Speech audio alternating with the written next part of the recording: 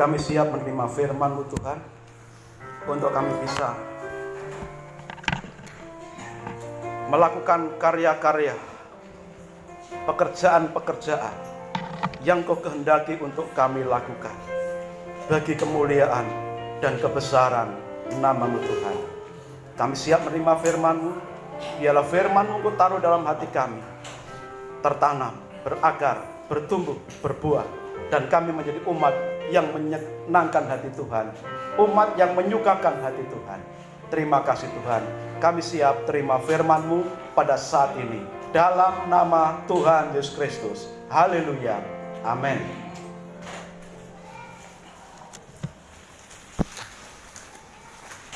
Haleluya, haleluya, puji Tuhan. Mari kita buka Alkitab kita dari 1 Yohanes pasal 3.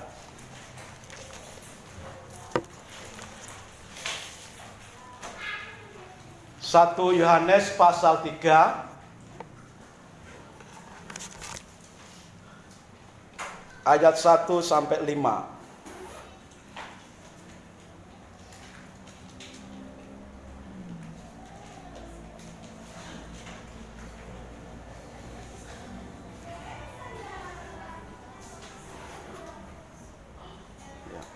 Satu Yohanes pasal 3 ayat 1 sampai 5 kita akan baca berbalasan. Demikian firman Tuhan dari 1 Yohanes pasal 3 mulai ayat 1. Lihatlah betapa besarnya kasih yang dikaruniakan Bapa kepada kita, sehingga kita disebut anak-anak Allah. Dan memang kita adalah anak-anak Allah. Karena itu dunia tidak mengenal kita, sebab dunia tidak mengenal Dia. Ayat 2.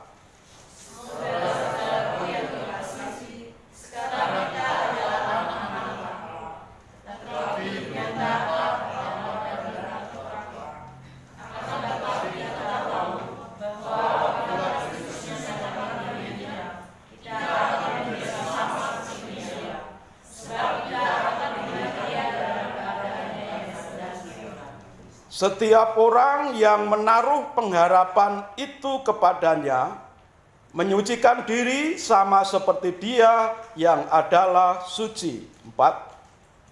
Setiap orang yang berbuat dosa melanggar hukum Allah, sebab dosa ialah pelanggaran hukum Allah. Dan kamu tahu bahwa Ia sudah menyatakan dirinya supaya Ia menghapus segala dosa, dan di dalam Dia tidak ada dosa. Amin untuk firman Tuhan. Sidang jemaat yang dikasihi Tuhan Kristus, memasuki minggu-minggu sengsara Tuhan Yesus, masuk kota Yerusalem. Kita hari-hari ini akan merenungkan penderitaan Tuhan menuju ke Bukit Golgota, disalib untuk menebus kita semua, supaya kita semua mendapatkan pengampunan dosa. Judul khotbah kita pada pagi ini yaitu betapa besarnya kasih Allah. Betapa besarnya kasih Allah. Tadi ayat 1 menyatakan, lihatlah betapa besarnya kasih yang dikaruniakan Bapa kepada kita, sehingga kita disebut anak-anak Allah. Dan memang kita adalah anak-anak Allah. Karena itu dunia tidak mengenal kita, sebab dunia tidak mengenal Dia. Betapa besarnya kasih Allah. Ayat ini mirip dengan Yohanes 3 ayat 16. Saudara ingat atau hafal Yohanes 3 ayat 16? Karena begitu besar kasih Allah akan dunia ini, sehingga Ia mengaruniakan anaknya yang tunggal, supaya barang siapa yang percaya tidak binasa, melainkan beroleh hidup yang kekal. Kalimat pertama, kalimat pembukanya. Kalau dalam 1 Yohanes 3 ayat 1 dikatakan betapa besarnya kasih yang dikaruniakan Bapa kepada kita. Kalau dalam Injil Yohanes 3:16, karena begitu besarnya kasih Allah akan dunia ini. Mirip. Bisa dikatakan identik, sama. Sama, tetapi dipandang dari dua sudut. Dua sudut berbeda, tetapi saling melengkapi dan saling menguatkan.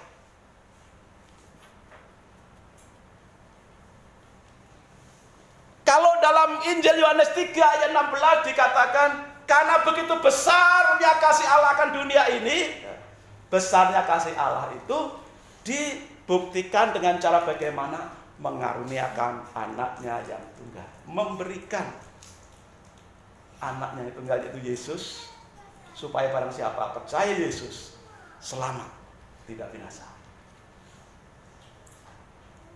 Dalam 1 Yohanes 3 ayat 1, ini semakin melengkapi bahwa kasih Allah yang begitu besar itu bukan hanya sanggup memberikan Yesus kepada saudara, saya, dan kita semua,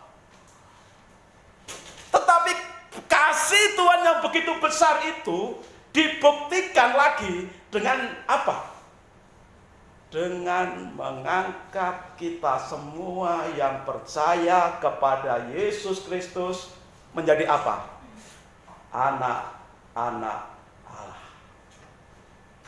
Kita tidak lagi disebut sebagai hamba Allah, tetapi kita disebut sebagai anak Allah.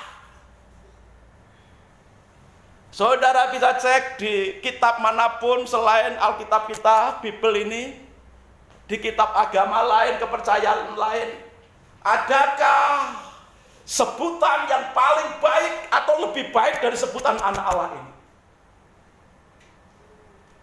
Kalau di tempat lain mungkin ada sebutan orang percaya atau umatnya disebut sebagai hamba, atau sekedar umat begitu saja. Tetapi di dalam Tuhan Yesus Kristus, setiap orang yang percaya kepadanya bukan lagi hamba, bukan lagi sebatas umat biasa, tetapi memiliki kedudukan yang spesial. Sebagai apa? Anak Allah. Dalam Injil Yohanes pasal 1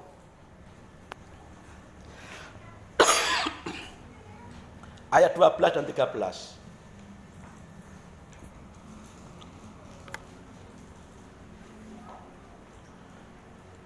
Injil Yohanes 1, 12 dan 13. Tetapi semua orang yang menerimanya, menerima siapa? Nya itu siapa? Yesus. Firman yang telah menjadi daging, yaitu Yesus. Barang siapa menerimanya, semua orang yang menerimanya, diberinya apa? Kuasa. Supaya apa? Menjadi anak-anak Allah. Dipertegas lagi, yaitu mereka yang percaya dalam nama Yesus. Saudara manggil Allah, Tuhan,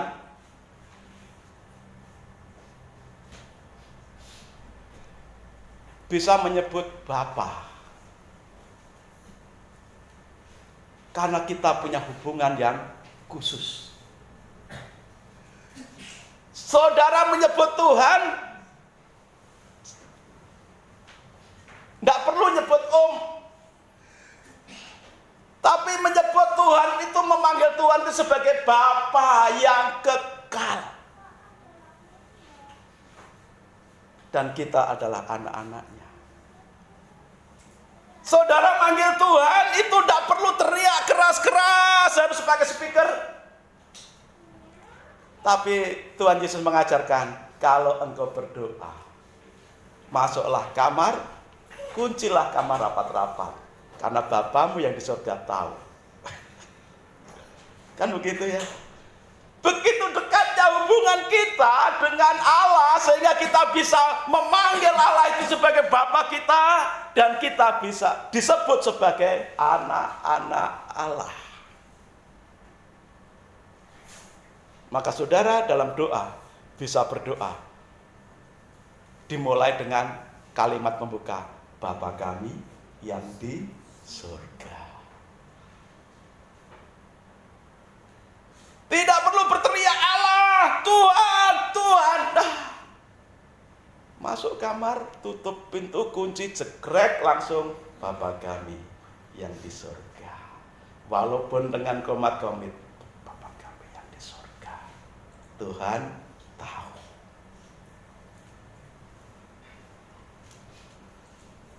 Bahkan dalam kitab Roma menyatakan apa? Roh yang tinggal dalam diri kita, anak-anaknya, membantu kita berdoa ketika kita tidak mampu berdoa dengan kata-kata. Roh yang ada dalam diri kita itu membantu kita dengan kata-katanya Tuhan sendiri. Dalam bentuk keluhan-keluhan yang tidak terucapkan, yang tersimpan dalam hati tetapi tidak mampu kita katakan karena mungkin terlalu berat tekanan hidup.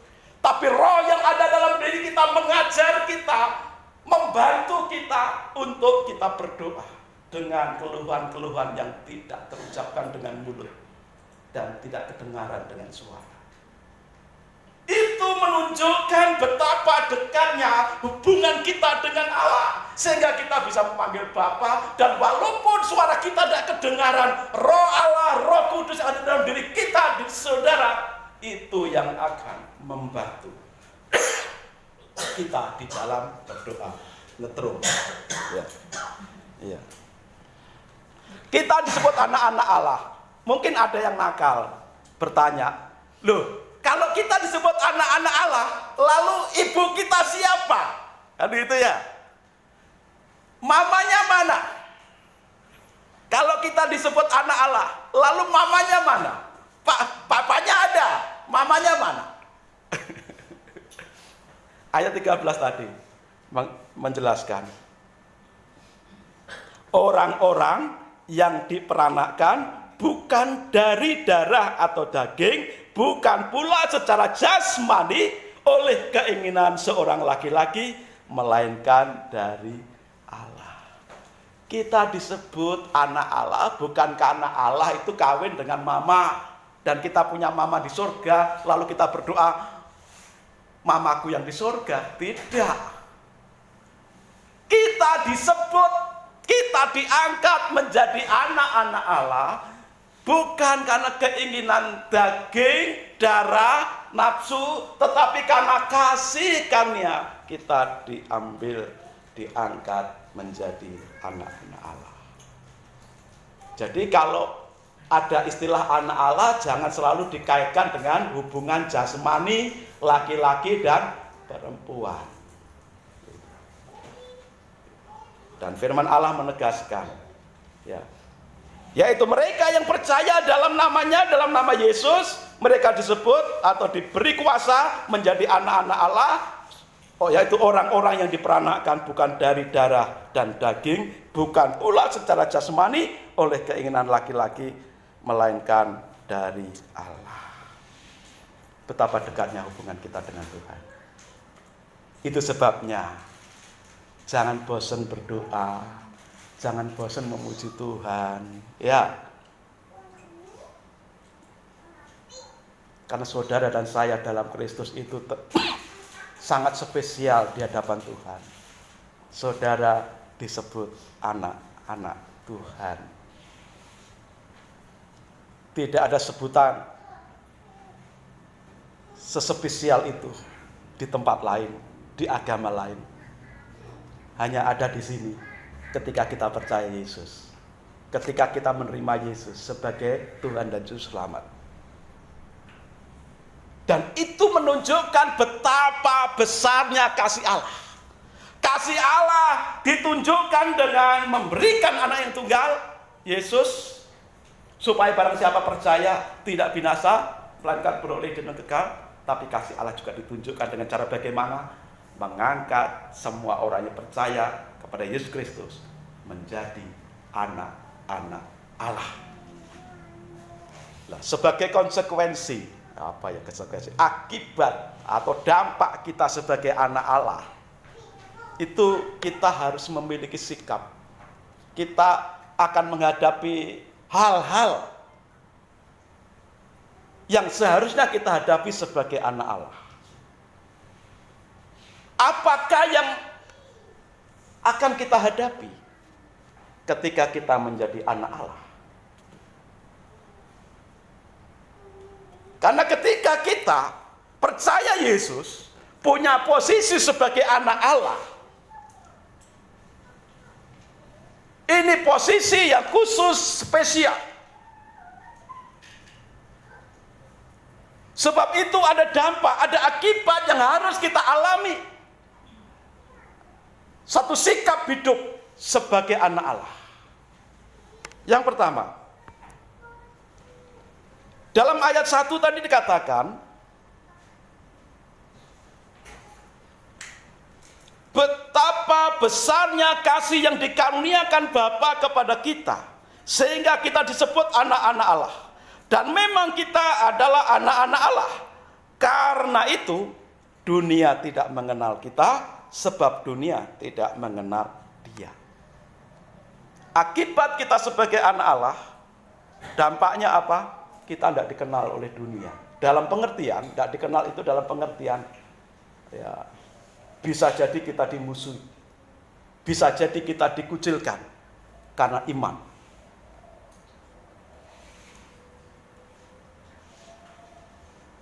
Mungkin ada orang-orang yang mendekati kita dan ada di sekeliling kita, tetapi kehidupan mereka kadangkala mengejek, menghina kita. Dan itulah yang disebut sebagai pikul salib. Menderita bukan karena kesalahan kita, menderita bagi Kristus. Sebagai akibat kita diangkat oleh Allah menjadi anak-anaknya. Dunia tidak mengenal kita. Kita juga tidak melakukan apa kata dunia. Ketika dunia berkata, wah berbuat dosa, alah cuma gitu aja kok, sekali saja kita, lah nakal-nakal dikit nggak apa-apa lah, nakal tipis-tipis. Kalau sekian waktu yang lalu, sekian tahun yang lalu, yang lagi viral itu, ya belum ada WA, istilahnya bahkan masuk ke sinetron itu, istilahnya apa? Bukan nakal tipis-tipis, tapi selingkuh tipis-tipis. Enggak apa-apa, cuma kecil aja, sekali aja kok. Enggak apa-apa, sekali aja. Tapi sekali, lama-lama berkali-kali. Dan walaupun sekali, dunia mengatakan, biasa saja, itu sepele. Tapi ingat, itulah trik kuasa kegelapan untuk membatalkan kuasa kita, sebutan kita, posisi kita menjadi anak-anak Allah. Kita mau diturunkan derajat kita menjadi hamba lagi. Bukan hambanya Tuhan, tapi budaknya dosa. Dunia tidak mengenal kita, bahkan memusuhi kita. Seperti dunia juga tidak mengenal Dia, bahkan juga menyalibkan Dia. Dampak kedua, ketika kita disebut sebagai anak-anak Allah,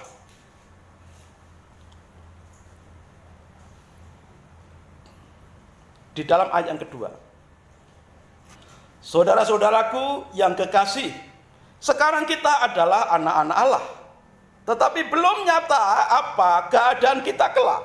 Akan tetapi kita tahu bahwa apabila Kristus menyatakan dirinya, kita akan menjadi sama seperti Dia, sebab kita akan melihat Dia dalam keadaannya yang sebenarnya. Garis bawahi bahwa apabila Kristus menyatakan dirinya, kita akan menjadi sama seperti Dia. Saudara, karakter Kristus. Kalau ayat ini mengatakan kita akan menjadi sama seperti Dia, seperti Kristus, kita memiliki karakter Kristus. Ketika kita jatuh dalam dosa, kita diampuni, kita disucikan, dan karakter kita diperbarui. Sifat kita diperbarui. Lalu contohnya siapa? Kalau setelah kita diampuni, diperbarui kehidupan kita, karakter kita, kita dibuat seperti apa? Seperti siapa? Maka patronnya, contohnya, yang bisa kita ikuti, anut adalah Kristus. Maka ketika kita nanti di dalam surga, maka karakter kita akan seperti Kristus. Maka dikatakan dalam ayat 2 tadi, apabila Kristus menyatakan dirinya, kita akan menjadi sama seperti Dia dalam hal karakter, sifat-sifat.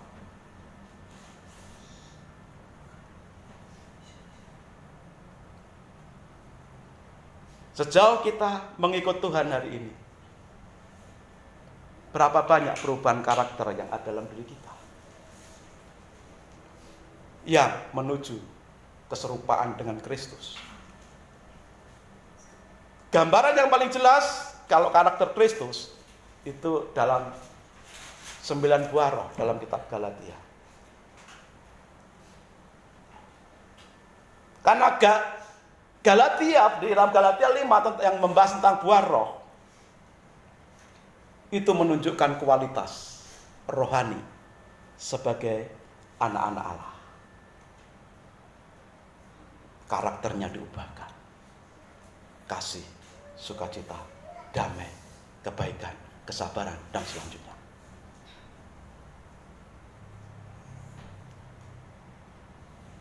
Tidak mungkin bertemu dengan Tuhan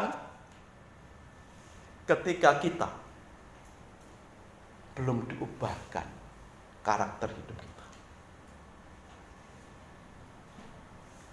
Kapan karakter kita diubahkan? Saat kita percaya Yesus, dosa diampuni secara bertahap. Itulah sifat-sifat, tabiat-tabiat dosa itu dibuang, digantikan dengan tabiat-tabiat Kristus yang ditanam dalam diri kita. Ada yang cepat pertumbuhannya, ada yang lambat. Ada yang baru percaya tapi melesat cepat sekali perubahan karakternya. Kehidupan rohaninya dibangun begitu cepat, tapi ada yang sudah bertahun-tahun, berbelas tahun, berpuluh tahun masih kanak-kanak rohani terus. Itu sebabnya sebagai anak-anak Allah kita harus mengalami satu perubahan tabiat atau karakter menjadi serupa dengan Kristus. Lalu yang ketiga, di dalam ayat 3 dikatakan, setiap orang yang menaruh pengharapan itu kepadanya menyucikan diri sama seperti Dia yang adalah suci. Sebagai anak-anak Allah, kita akan terus berharap kepada Allah dan terus menyucikan diri kita.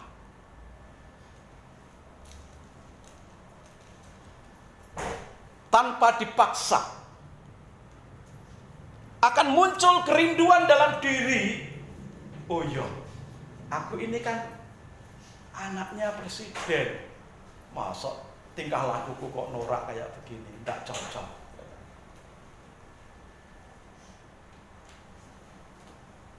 Ada satu kesadaran di dalam diri setiap anak-anak Tuhan untuk terus berharap dalam pengertian fokus melihat kepada Kristus sekaligus menyucikan diri, membersihkan diri, memperbaiki diri. Kalau dalam ayat 3 dikatakan dengan jelas, Setiap orang yang menaruh pengharapan itu kepadanya menyucikan diri sama seperti Dia yang adalah suci. Yesus itu suci, maka orang yang percaya kepadanya dibawa ke arah kesucian Kristus. Dan itu akan muncul dalam diri setiap anak-anaknya.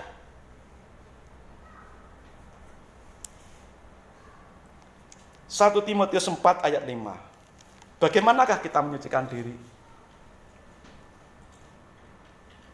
Kalau dunia, agama-agama lain mengajarkan penyucian diri itu dengan cara mandi di 7 sumber mata air, lalu untuk mandi atau dibersihi atau untuk keramas supaya suci. Supaya suci ada yang mengajarkan bertapa di air atau di air terjun selama sekian hari untuk pembersihan diri.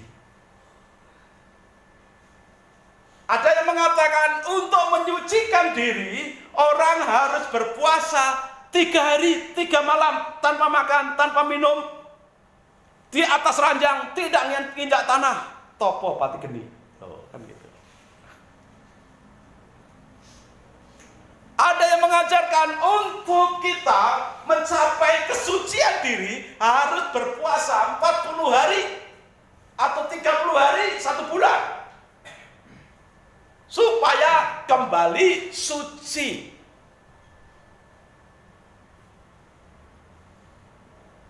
Sambil puasa teriak-teriak kepada yang jualan, tutup warungnya. Apakah itu puasa batinnya? Kalau tidak kuat puasa, ngumpet aja di dalam kamar. Kan gitu, topo pati geni. Kan gitu. Banyak ajaran yang mengajarkan bagaimana cara menyucikan diri. Tetapi firman Tuhan mengajarkan kepada kita, setiap orang yang fokus kepada Kristus, berharap kepada Kristus, akan menyucikan dirinya sama seperti Kristus adalah suci. Dengan cara bagaimana kita menyucikan diri? 1 Timotius 4 ayat 5. Sebab semuanya itu dikuduskan oleh firman dan doa. Semua, segala hal disucikan, dikuduskan oleh firman Tuhan dan doa. Firman itu bisa menyucikan. Loh kok bisa? Iya, firman itu seperti pedang bermata 2. Yang menusuk ke depan, juga yang menyampaikan akan kena. Jadi kalau Pak Slamet menyampaikan firman, jemaat kena, Pak Slamet juga kena. Karena tidak ada seorang pun yang kebal dengan firman Tuhan, tidak ada seorang pun yang benar-benar bersih kalau dihadapkan dengan firman Tuhan.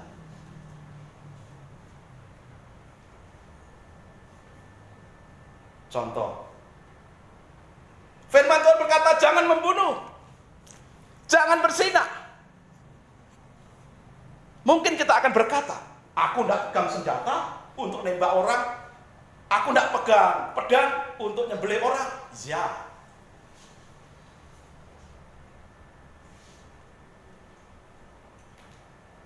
Mungkin kita juga akan berkata, wow, aku tidak merebut istri orang, aku tidak bermain sembunyi-sembunyi dengan wanita lain atau laki-laki lain kok. Aku tidak pernah berzina.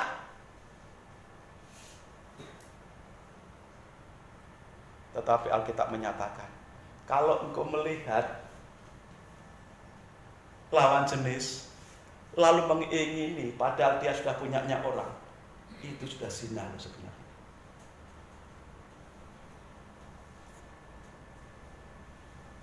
Mengingini punyanya orang lain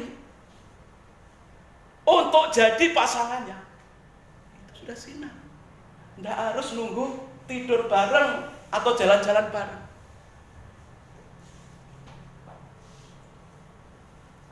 Nah ini loh firman Tuhan, begitu tajamnya, jauh lebih tajam dari silet. mampu mengiris dengan tipis-tipis bagian-bagian kita, maka dikatakan firman Tuhan itu bisa memisahkan tulang dan sumsum. Sumsum itu ada di dalam tulang dan itu bisa dipisahkan menurut jenis-jenisnya. Sampai sekecil-kecilnya, dosa sekecil-kecilnya oleh firman bisa disingkapkan. Maka sesungguhnya kalau kita mau jujur, setiap firman diberitakan, firman yang benar diberitakan, pasti ada orang yang kena. Hanya orang yang mengeraskan hati yang merasa tidak kena. Setiap kali firman diberitakan, pasti semua orang membutuhkan firman itu untuk membentuk dirinya, membentuk karakternya, tabiatnya menjadi seperti Kristus. Maka jangan berpikir kalau Pak Slamet itu khotbahnya itu nyentil-nyentil, bawa pelintengan. Kalau saya bawa pelintengan, ya maunya bawa, tapi mau pelinteng yang ngantuk. Bukan nyentil, bukan nyindir firmannya. Tapi memang itulah setajam silet, lebih tajam dari silet. Karena bisa memisahkan antara tulang, sumsum, urat, saraf dan semuanya. Tujuannya bukan untuk menghancurkan, tapi tujuannya adalah untuk membangun umat Tuhan supaya memiliki karakter, watak, tabiat yang seperti Kristus. Segala sesuatu dikuduskan oleh firman dan doa. Yohanes 15 ayat 3. Kamu memang sudah bersih karena firman yang telah kukatakan kepadamu. Kamu memang sudah bersih karena firman yang telah kukatakan kepadamu. Perkataan Tuhan Yesus kepada para murid. Kepada para murid Tuhan berkata, kamu sudah bersih. Melalui apa? Firman yang telah kukatakan kepadamu. Maka berbahagialah saudara dan saya, kita semua yang mendengar firman Tuhan, karena yang berbahagia adalah orang yang mendengar firman Tuhan itu dan yang memeliharanya dalam kehidupan sehari-hari. Karena firman itu menyucikan.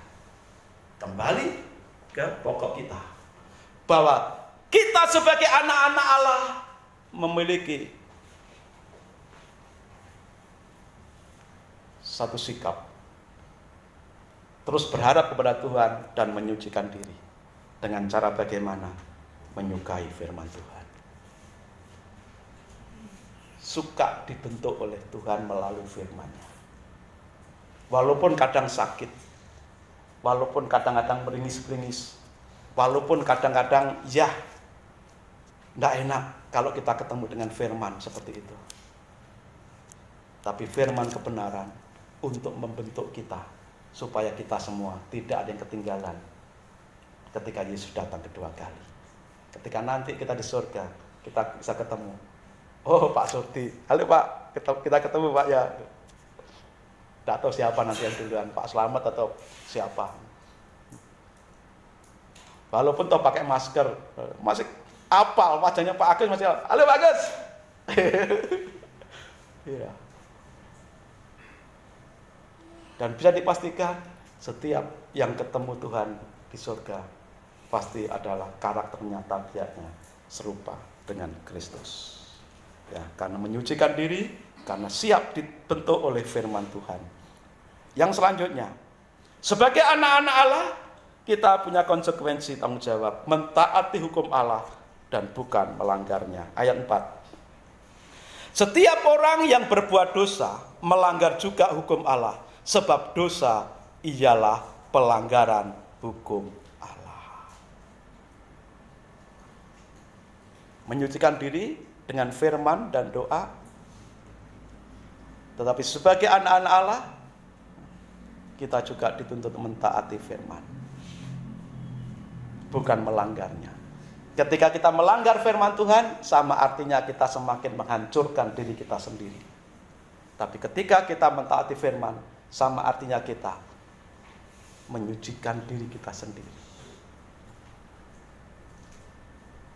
Karena dosa adalah pelanggaran terhadap hukum Allah.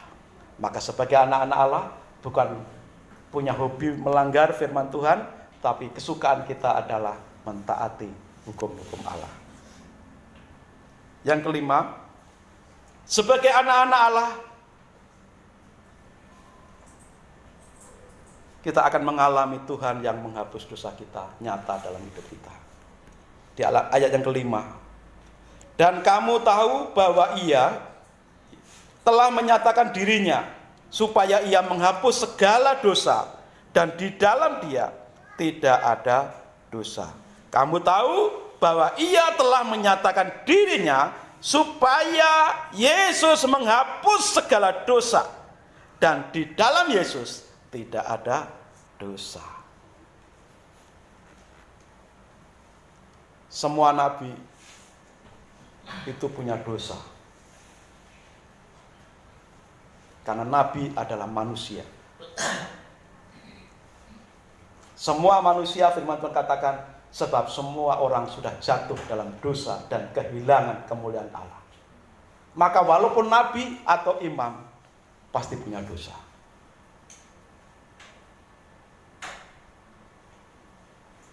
Tetapi Yesus, Dia adalah anak Allah yang datang dari surga menjelma jadi manusia.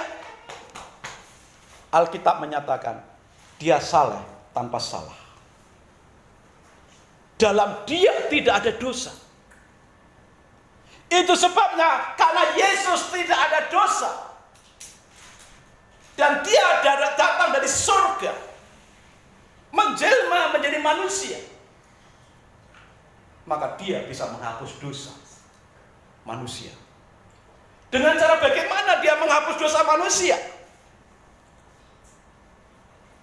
Mati di atas kayu salib. Ketika Injil Yohanes mengatakan 3 ayat 16 mengatakan, karena begitu besar kasih Allah akan dunia ini sehingga Ia mengaruniakan anaknya yang tunggal. Bagaimana cara Tuhan? Cara Allah mengaruniakan, memberikan Yesus kepada dunia ini melalui proses Natal. Apakah titik sampai di situ saja? Tidak.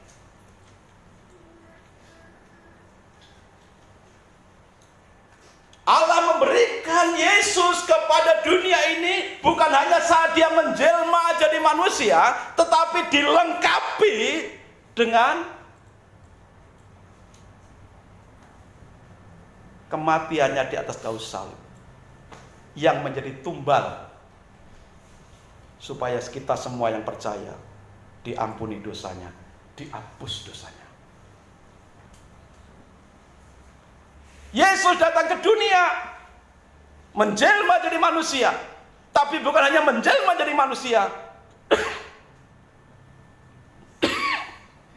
Dia mau menjadi tumbal supaya setiap orang yang percaya tidak binasa, melainkan beroleh hidup yang kekal. Kematiannya di atas kayu salib.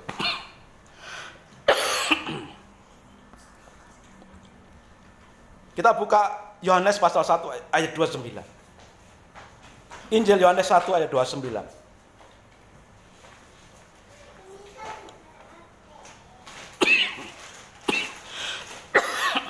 Pada keesokan harinya, Yohanes melihat, terima kasih. Pada keesokan harinya, Yohanes melihat Yesus datang kepadanya dan ia berkata, lihatlah anak domba Allah yang menghapus dosa dunia. Lihatlah anak domba Allah yang menghapus dosa dunia. Yesus disebut anak domba Allah yang menghapus dosa dunia. Dengan cara bagaimana kok Yesus disebut sebagai anak domba? Yesus itu manusia. Yesus itu jelmaan Allah yang datang ke dunia. Kok disebut anak domba?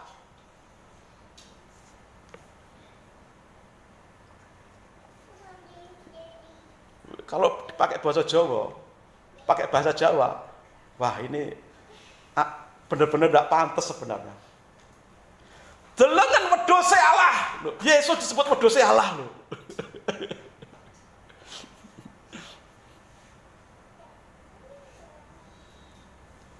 lihatlah anak domba Allah. Kok bisa disebut anak domba Allah? Ceritanya bagaimana? Saudara, dalam perjanjian lama, setiap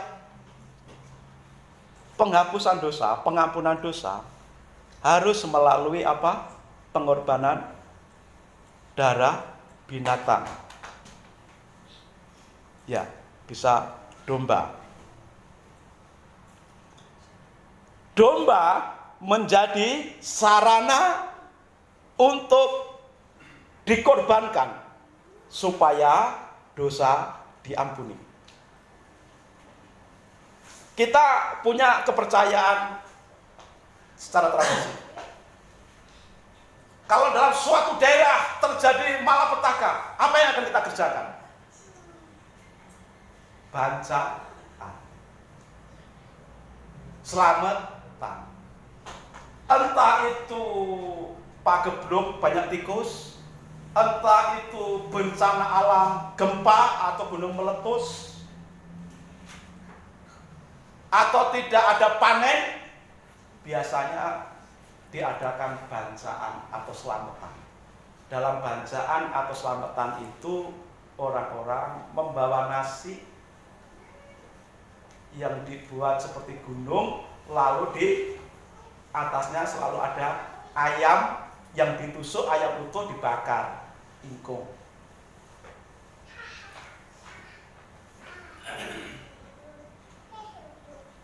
Tujuannya apa?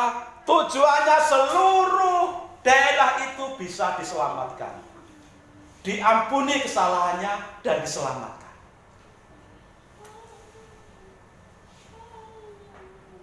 Saudara, kalau ada proyek besar, lalu selalu ada korban terus. Mungkin orang jatuh, mungkin orang ketiban apa, mati. Biasanya akan diadakan selamatan juga dengan tumbal kepala binatang.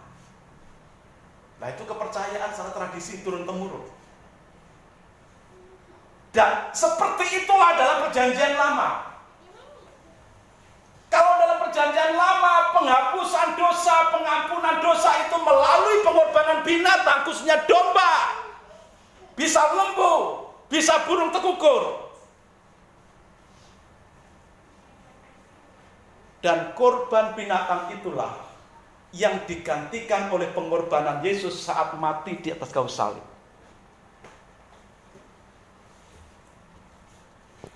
Kita buka dalam Ibrani 10 ayat 3 sampai 4.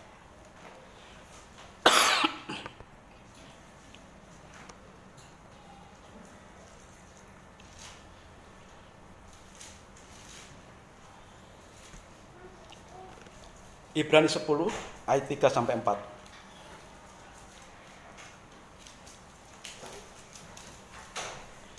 Tetapi justru oleh korban-korban itu, setiap tahun orang diperingatkan akan adanya dosa.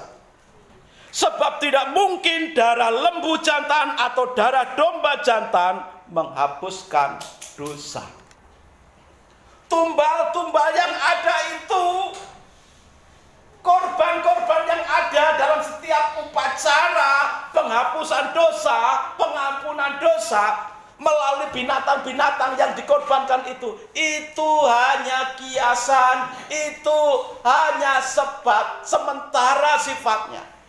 Dan justru ketika umat Tuhan atau orang-orang yang percaya memberikan tumbal atau korban, saat itu diingatkan bahwa kita ini orang berdosa. Setiap kali membawa korban binatang, kita diingatkan, oh, aku berdosa. Setiap kali membawa korban binatang, diingatkan, aku berdosa. Dalam Ibrani 10:3 tadi, justru oleh korban-korban itu setiap tahun orang diperingatkan akan dosanya. Dan akibat dosa adalah kematian kekal. Sebab tidak mungkin darah lembu jantan, darah domba jantan menghapus dosa. Itu sebabnya diperlukan darah anak domba Allah yaitu Yesus yang menggantikan semua korban-korban dalam perjanjian lama. Karena korban binatang dalam perjanjian lama tidak menghapus dosa, tapi justru mengingatkan kita akan dosa. Beda dengan pengorbanan Yesus di atas kayu salib sebagai anak domba Allah. Maka dalam setiap perjamuan kudus selalu dibacakan, dikatakan, biarlah ini menjadi peringatan akan daku. Sampai diulang 2 kali saat perjamuan kudus dalam 1 Korintus. Biarlah ini menjadi peringatan akan daku, kata Tuhan Yesus. Peringatan apanya? Peringatan bahwa melalui pengorbanan Yesus di atas kayu salib, semua dosa orang percaya sudah diampuni, sudah dibebaskan, dan setiap orang percaya sudah dimerdekakan dari dosa. Jadi setiap kali kita mengikuti perjamuan kudus, kita diingatkan bahwa Tuhan sudah mengampuni dosa-dosa kita. Amin. Ya, itu sebabnya setiap kali mungkin kita melakukan kesalahan, kita tinggal datang kepada Tuhan. Tuhan, korbanmu sudah mengampuni aku. Aku percaya kepada pengorbananmu. Karena apa? Dengan melakukan perjamuan kudus, kita selalu diingatkan betapa besar kasih Allah, sehingga saudara dan saya disebut sebagai anak-anak Allah. Dan biarlah firman Tuhan ini akan membantu kita di dalam kita merenungkan minggu-minggu sengsara Tuhan, di dalam melakukan penebusan kita dari semua dosa-dosa yang kita lakukan.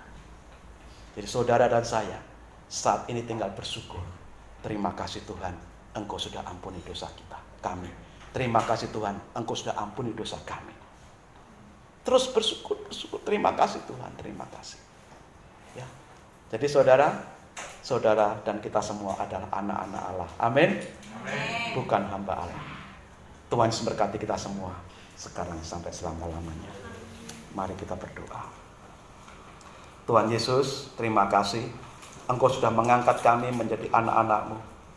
Tuhan, terima kasih. Engkau mengangkat kami menjadi anak-anak-Mu.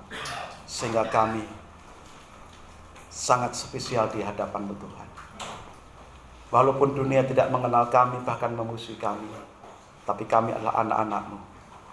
Dan sebagai anak-anak-Mu Tuhan, kami mau menjadi serupa dengan Engkau dalam karakter dan tabiat kami. Sebagai anak-anak-Mu, kami mau terus berharap dan menyucikan hidup kami melalui bertekun dalam firman Tuhan dan doa. Sebagai anak-anak-Mu, kami mau taat kepada hukum-hukum Tuhan dan bukan melanggarnya, supaya kehidupan kami semakin hari semakin diperbaharui. Dan sebagai anak-anak-Mu, biarlah kuasa pengampunan-Mu itu sungguh-sungguh bisa kami alami, sehingga kami betul-betul dimerdekakan dari dosa-dosa yang begitu kuat mengikat kehidupan kami. Terpujilah nama-Mu Tuhan yang sudah melepaskan kami dari kutuk dosa, dari apapun yang membelenggu kami, dengan percaya di dalam nama-Mu. Dalam nama Tuhan Yesus Kristus, kami juga akan memberikan persembahan kami, supaya apa yang akan kami berikan ini sungguh berkenan di hadapan-Mu, menyenangkan hati Tuhan. Di dalam nama Yesus Kristus kami berdoa, haleluya, amin.